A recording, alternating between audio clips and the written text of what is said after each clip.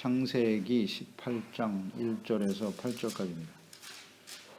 창세기 18장 1절로 8절 같이 있습니다. 여호와께서 마물의 상수리 나무들이 있는 곳에서 아브라함에게 나타나시니라. 날이 뜨거울 때 그가 장막문에 앉았다가 눈을 들어본즉 사람 셋이 맞은편에서 있는지라.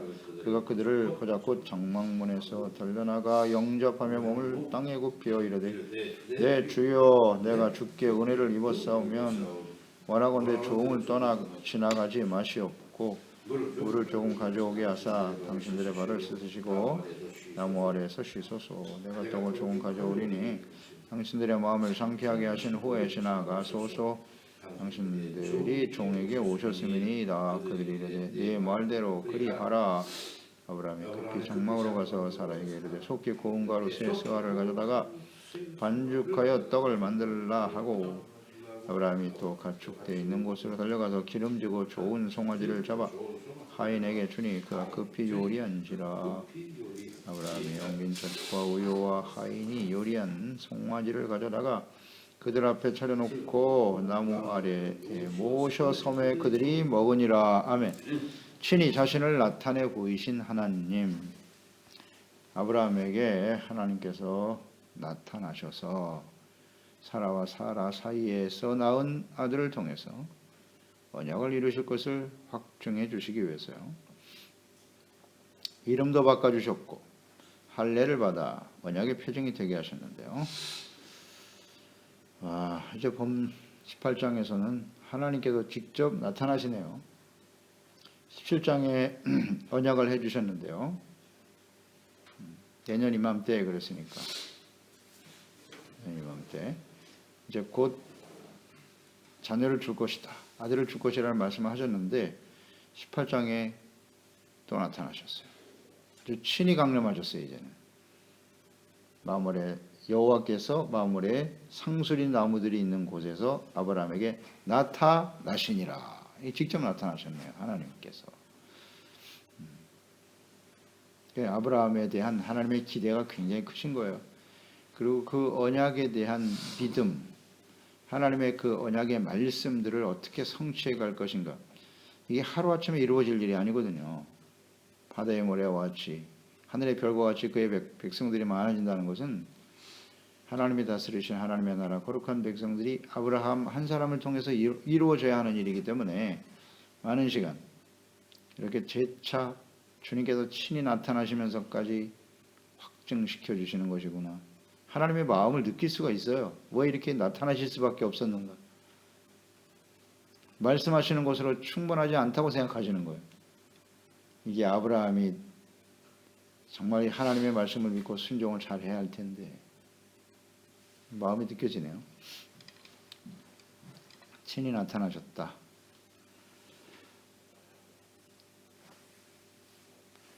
하나님이 강림하시는 장면이 11장에도 나타났죠. 11장 바벨탑을 쌓고 있을 때 11장 5절에 여호와께서 사람들이 건설하는 그 성읍과 탑을 보려고 내려오셨다 그랬거든요. 직접 내려오셔서 더 이상 악을 행하지 못하도록 언어를 혼잡하게 하시고 흩어버리셨단 말이에요. 이거 그대로 내버려두면 더 심각한 상황이 벌어지겠군. 그래서 내려오셨다고 돼 있고요. 그래서 하나님께서는 종종 이렇게 자신을 나타내 보이세요. 나타내 보이시면서 하나님의 뜻을 전달하시기도 하셨다. 그런데 이렇게 사람들이 눈으로 볼 수 있는 가시적인 모습으로 나타나시는 경우는 아주 특별한 경우예요. 주로 사자들을 보내시죠. 하나님의 천사들을 보내서 사람들이 직접 볼 수 있게 하시고 음성을 듣게 하시고, 그래서 하나님의 뜻을 전달하는 그런 과정. 이처럼 하나님이 친히 나타나셨다. 사람의 모습으로 특별한 경우에 아브라함이기 때문에 이런 일을 하신 것 같아요. 보이셨다. 사람의 모습으로.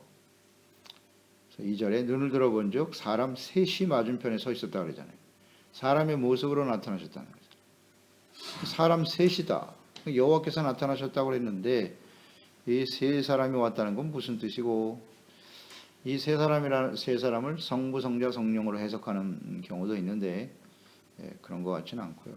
하나님이 자신을 나타내셨다고 하셨으면 나머지 둘은 천사들로 보는 것이 맞을 거예요. 그게 성경적으로 맞는 해석이에요. 왜냐하면 천사들은 하나님이 이렇게 직접 오시는 경우는 거의 특별한 경우고 성경을 봐도 이런 경우는 거의 없어요. 주로 천사들, 하나님 보낸 사자들이 사람의 모습으로 나타나기도 하거든요. 그래서 여종 하갈의 모습을 보죠. 아브라함의 여종 하갈이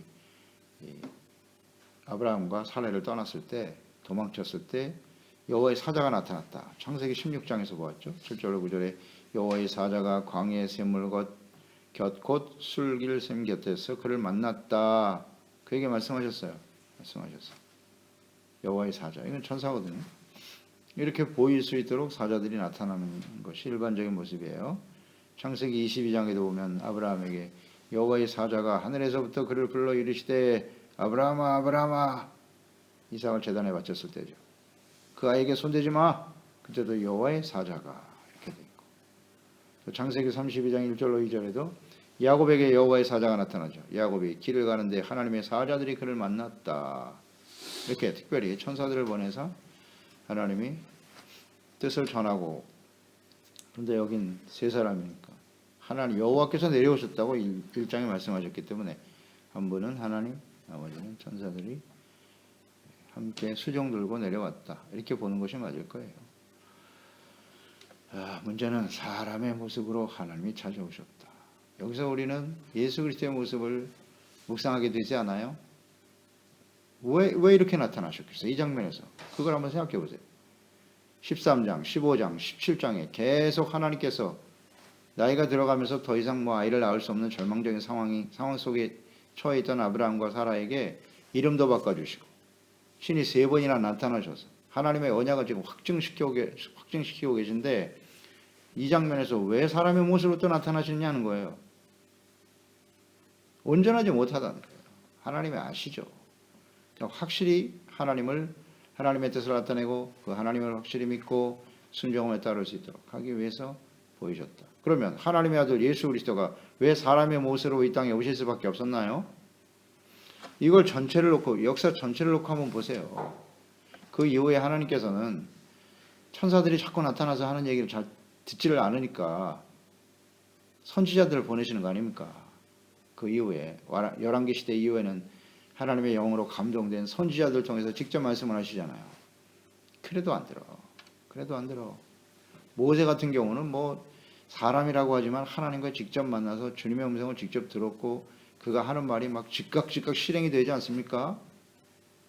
10가지 재앙이 애굽에 쏟아질 때도 그렇고, 홍해를 향해서 먼저 선포했어요. 하나님의 구원을 보리라고, 구원을 행하실 것이니까 하나님의 구원을 지켜보라고 하고, 지팡이를 트니까 갈아지잖아요, 홍해가. 그러니까 즉각적으로 역사했어요. 모세를 통해서. 와, 하나님이 모세와 함께 하시는구나. 그런데 모세의 말도 안 듣잖아요. 광야에 들어갔을 때 보세요. 모세를 오히려 죽이려고 하잖아요. 죽이려고 해. 애굽으로 돌아가자고. 참 하나님의 고민이 깊어집니다. 깊어져요. 예상했던 대로 여호수아가 죽고 나니까 즉시 사사시대로 돌아가요. 그래서 또 기다리시는 거예요. 선지자들 통해서 말씀하시다가 안 되니까 하나님의 아들이 직접 사람의 옷을 가지고 찾아오시는 거죠. 저는 그는 이렇게 전체적으로 연결해서 묵상하니까 이해가 되는데요. 왜 18장에 또 이렇게 사람의 모습으로 나타나실 수밖에 없었는지, 그리고 장차 그 이후에 아브라함의 후손들 가운데 역사하실 하나님의 마음과 뜻이 어떠하신지가 그냥 느껴지잖아요. 왜 사람의 모습으로 오실 수밖에 없는지. 안 들어. 그래서 예수님이 사람의 모습으로 다시 찾아오시는 거예요. 그 장면과 18장은 함께 연결해서 묵상하면 이해가 됩니다. 왜 사람의 모습으로 오실 수밖에 없었는지. 그래도 안 믿잖아요. 하나님의 아들 사람으로 오셔서 수많은 기사와 이적을 행하시고 내가 하나님의 아들이요 그리스도라고 아무리 강조해도 필요 없다는 거예요. 그런 그리스도는 필요 없어. 그리고 십자가에 못 박아 버리지 않습니까? 이게 사람의 모습이에요. 그냥 사람이 아니지. 하나님의 백성들의 패역하고 완악한 모습들이죠. 그런데 아브라함은 어떻게 반응할까? 이런 걸 우리 묵상하는 거예요.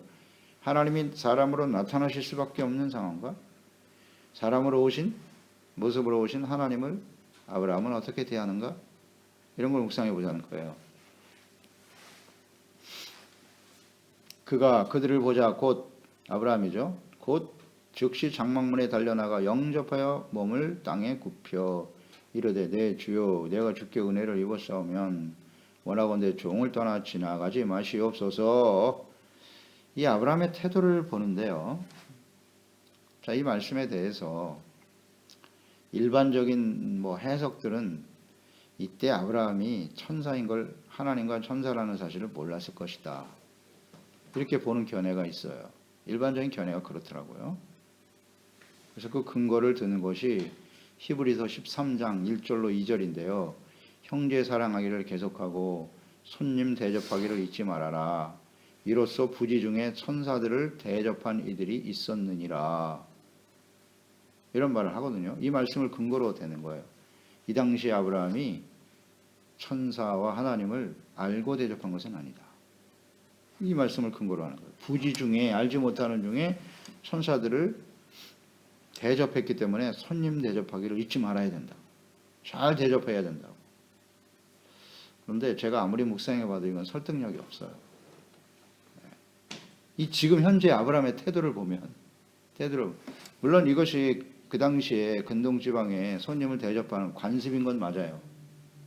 나그네가 지나가면 그를 지극히 대접해야 한다 하는 그런 관습이 있고 또 이런 모습을 가지고 나그네를 대접했다고 해요. 일반적인 관습이 그랬다는 건데 그렇게만 보기에는 이 아브라함의 태도는 일반적인 모습은 아니다.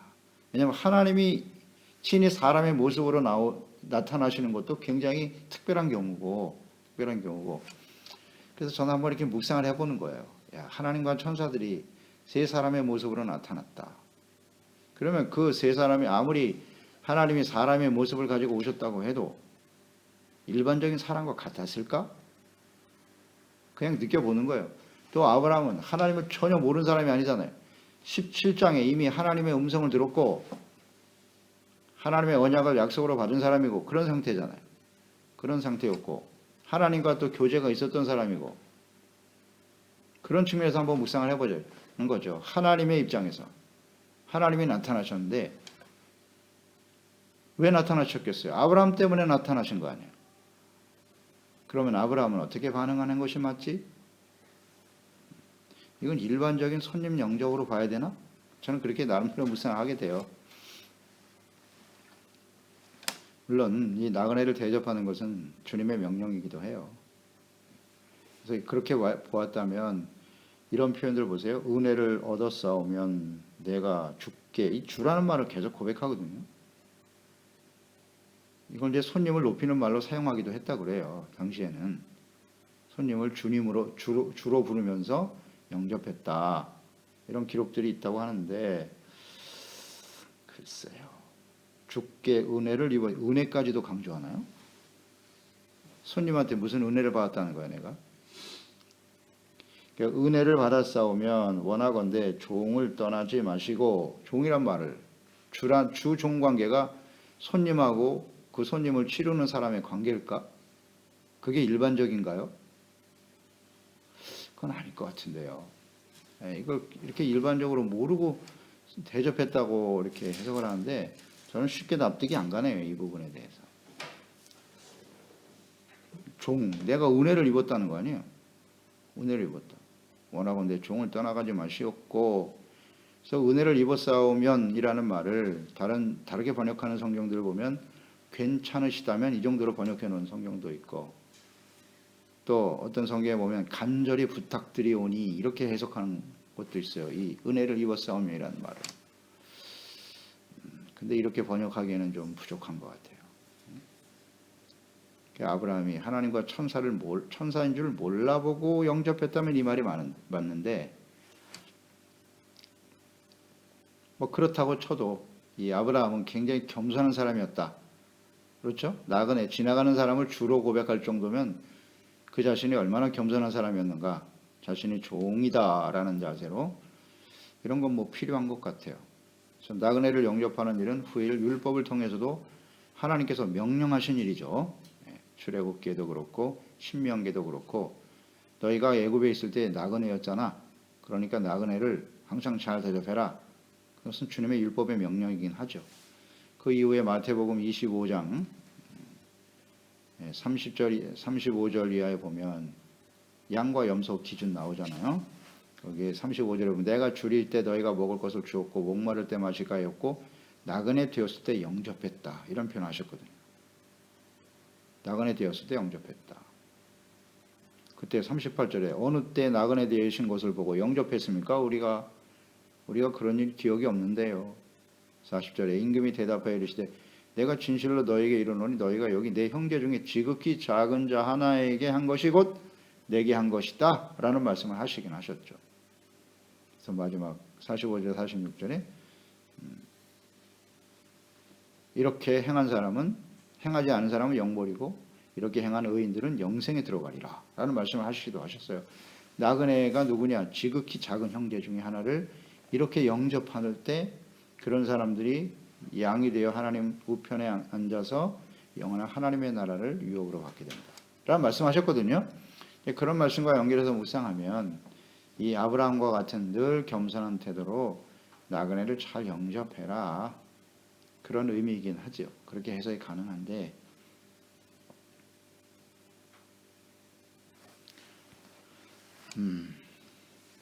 근데 18장 전체를 놓고 보면요. 성경 전체를 봐도 그렇고 이 아브라함의 태도는 그냥 일반적인 나그네를 대접하는 모습은 아니다. 그렇게 묵상이 돼요.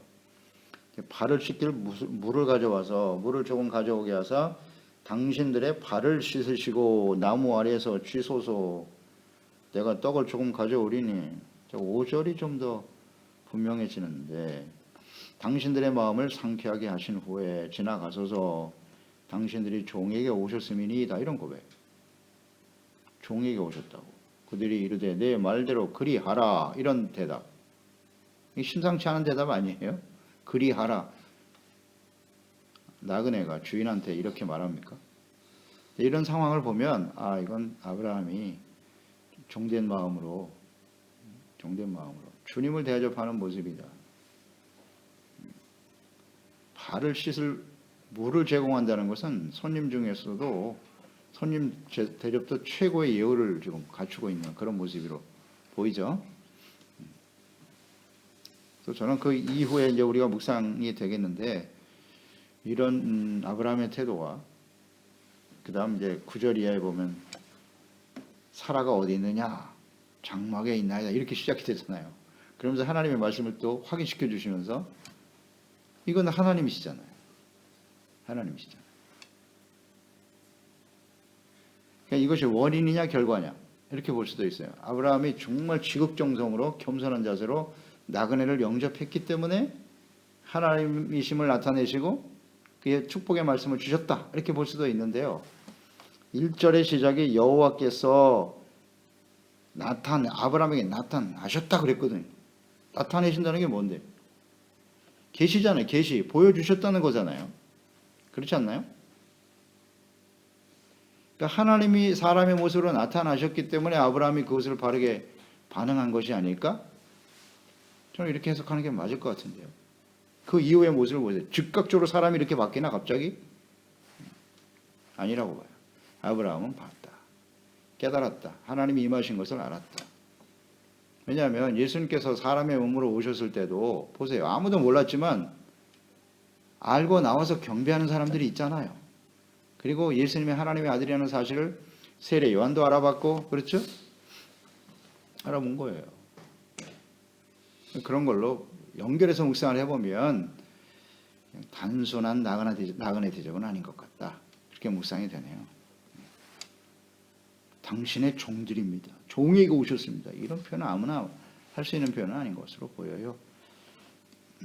그래서 6절 이하의 모습도 보면 알아요. 아브라함이 급히라는 단어. 이거 아무한테나 이렇게 급히. 나그네한테 이렇게 급히 할 일이 뭐가 있어요? 그렇지 않아요? 급히 장막으로 가서 사라에게, 그것도 종에게 시킨 것도 아니고 자기 부인 사라에게 이르되 속히, 여기 속히란 말을 또 강조하네. 고운 가루 세 쇠알을 가져가 반죽해 떡을 만들어라. 가축대로 달려가서 또 기름지고 좋은 송아지를 잡아. 일반 손님한테 이렇게 하나? 상식적인 수준에서 생각해 보자는 거예요. 이렇게 하진 않죠. 그 다음 8절이 결정적인데 그들 앞에 차려놓고 나무 아래 모셔 섬에 이게 나그네 대접하는 모습은 아닌 것 같은데요. 하나님 앞에 서 있는 태도 아니에요 이게? 하나님 앞에 서 있다. 그래서 저는 이렇게 묵상을 하면서 깨닫는 바는 그런 거예요. 모셔 섬에라고 하는 것은 지극히 극진한 예우를 갖추는 행동인데 그 나그네를 그냥 평범한 나그네가 아니라 이 사람이 하나님이시다. 최소한 하나님 보낸 사자일 수 있다. 지금 하나님 앞에 서 있는 태도거든요.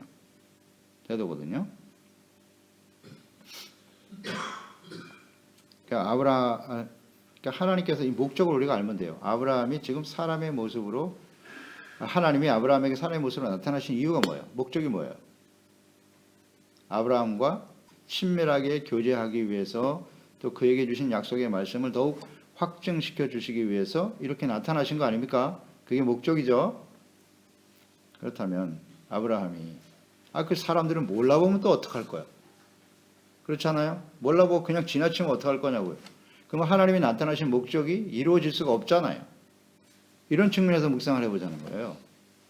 이건 하나님께서 아브라함에게 감동을 주신 거예요. 그래서 하나님이 사람의 모습으로 오신 목적을 9절 이하에서 이루게 하시는 거예요. 이렇게 해석하는 게 맞는 것 같은데요. 모르게 나타나시면 그 목적을 이룰 수가 없지 않습니까? 예수님이 사람의 몸으로 오셨는데 아무도 몰라보면 어떡할 거예요?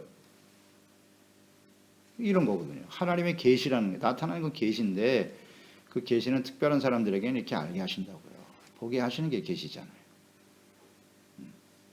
이런 거 우리 깨닫게 됩니다. 그리고 또 이렇게 해석하기도 해요. 여기서 사람의 모습으로 오셨는데 하나님이 그 음식을 드셨다는 거 아니에요. 그들이 먹으니라 그랬잖아요. 이걸 또 이상하게 해석을 해요. 하나님이 어떻게 음식을 먹냐? 그냥 먹는 척만 했을 것이다.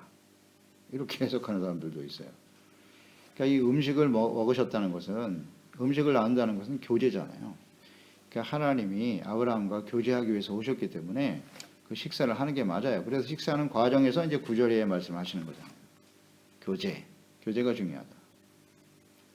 그러니까 예수님께서도 누가복음이죠. 24장 41절에 부활하신 이후에 제자들에게 나타나셔서 그들이 너무 기쁨으로 아직도 믿지 못하고 놀랍게 여길 때 이르시되 여기 무슨 먹을 것이 있느냐 하시니 이에 구운 생선 한 토막을 드리니 받으사 그 앞에서 잡수시니라. 부활하신 예수님도 생선을 드셨어요. 비슷하잖아요, 이 장면이. 왜 부활하셔서 예수님의 제자들과 이렇게 생선을 나누고 같이 먹으셨을까요? 교제. 그래서 하나님의 뜻을 전달해 주기 위해서 내가 부활한 건 너희들이 보았지. 예수님의 죽으신 부활의 의미가 무엇인지 알겠니? 확인시켜 주시는 거잖아요, 하나님의 뜻을. 그래서 이 장면도 그와 같다. 이렇게 해석하는 것이 맞아요. 단순한 나그네와의 교제였다. 아니요. 아닌 것 같아요. 이건. 그래서 하나님이 나타나셨고 아브라함이 감동을 받아 이렇게 하나님이심을 알고 지극정성으로 섬겼다. 그럼으로써 하나님의 계시의 말씀 받게 되었다. 이렇게 묵상하는 게 맞을 거예요. 그래서 우리가 하나님 앞에 설 때 이 아브라함의 태도를 본받자는 거예요. 늘 겸손한 자세로 사람들을 대하라. 그러니까 이 단순히 그냥 나그네가 아니라 하나님이 보내신 사람일 수도 있어. 이런 태도. 이건 필요하지 않아요? 나와 만나는 사람들이 그냥 우연히 오다 가다 만난 사람들이 아니라 하나님이 특별히 보낸 사람들일 수 있다고 생각하는 거예요. 어떻습니까? 이런 묵상은 의미가 있죠? 우리가 예수님 안에서 한 부부가 되기도 하고 가정에서 가족이 되기도 하고 예수 그리스도 안에서 우리가 함께 만나서 주님을 섬기게 되잖아요. 이런 사람들이 그냥 우연히 오다 가다 만난 사람이 아니라는 거지.